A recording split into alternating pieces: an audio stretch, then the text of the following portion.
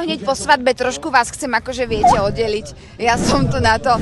Priatelia, ahojte, nachádzame sa na námestí Lásky spoločne s Kofolou na Colors of Ostrava a ja som veľmi rada, že po mojej ľavici sú asi momentálne tí najzáľubenejší a tí najkrajší ľudia, akí na celom festivale sú Ivetka a Tomáš, novomanželia, ktorí sa rozhodli pre Kofolu a pretože spečatia svoju lásku spoločne s ňou, za čo sme veľmi radi a za čo sme veľmi vďační. No aké sú tie prvé pocity? Ako sa cítite takto tesne po vašej svadbe?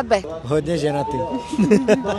Já se cítím stejně dobře, jako před sňatkem. Aké boli vaše pocity tesne pred tým obradom? Stres nebol, ale ja som bol z toho trošičku nervózny, keď sa všetci ľudia mali zbehnúť, mali sem prísť, mali priletieť, ľudia mali pre nich prísť, ale keď už všetci boli tu, tak už sme boli kľudní a už sme sa tešili. Boli ohlasy rodiny, keď ste im oznámili, alebo teda priateľov, že idete mať festivalovú svadbu, že idete sa zobrať na festivale. Ako reagovali? Úplně nadšení byli všichni, jakože nechápali vůbec. Závideli podľa mňa.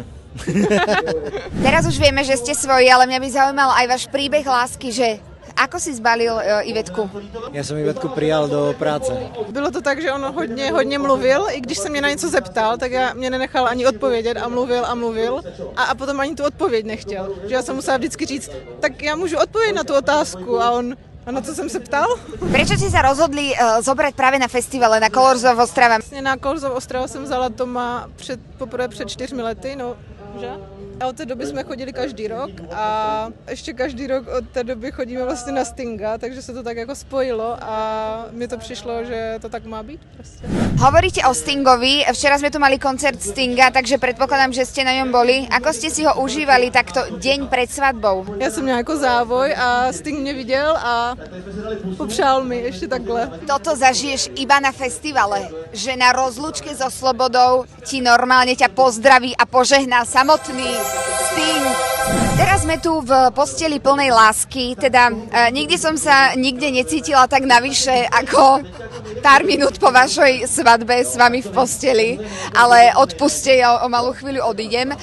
Máte už premyslenú svadobnú cestu? My vlastne trávime skoro polovicu času, žijeme v van life, zavretý v dodávke polovicu roka, takže my máme nacestované. Zvyknete sa trošku akože poškrípiť, alebo je to, že ideál? Ivet chce mať ako relaxovanejší život a ja musím všetko stihnúť.